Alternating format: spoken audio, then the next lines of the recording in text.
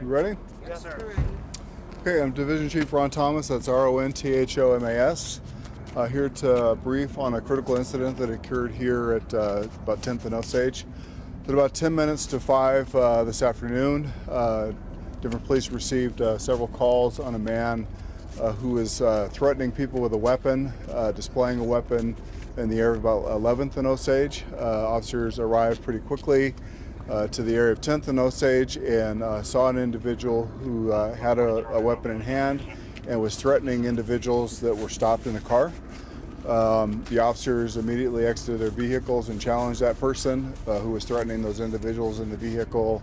That individual then turned their attention to the officers and began advancing on the officers in a threatening manner. The officers continued to issue challenges to the individual to drop the weapon and stop their advance, and ultimately fired shots at the individual, causing injury to the individual. The suspect was transported to the hospital to be treated for the injuries. Officers have been transported to headquarters to be interviewed as part of our investigation that will take place in conjunction with the Aurora Police Department, and ultimately the investigation will be submitted to the Denver District Attorney's Office. Chief Thomas, what was the weapon that the person had? It's a handgun.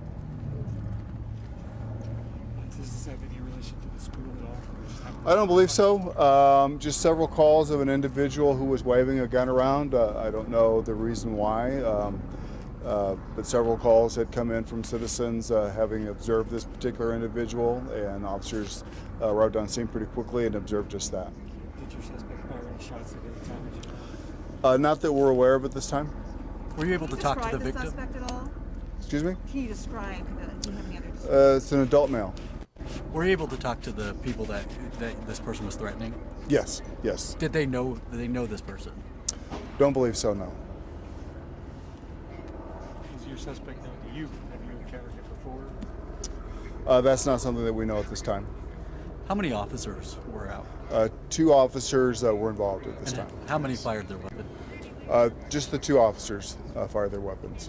What's the challenge in a situation like this? We're right next to a busy Santa Fe. There are a lot of homes around, stuff like this. Some guys waving a gun around on the street. What's the biggest challenge for police as far as police staying safe?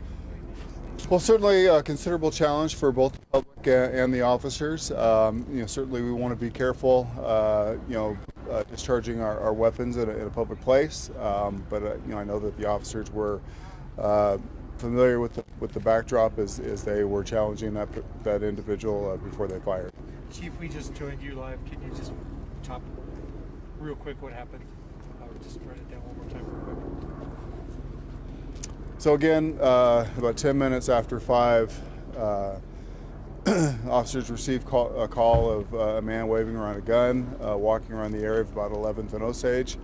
Officers arrived on scene pretty quickly at about 10th in Osage and saw an individual actually threatening individuals in a motor vehicle, potentially trying to carjack that vehicle.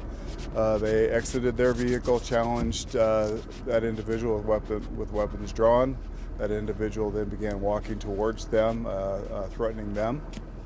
They issued verbal challenges to that individual to get them to stop their advance and drop the weapon.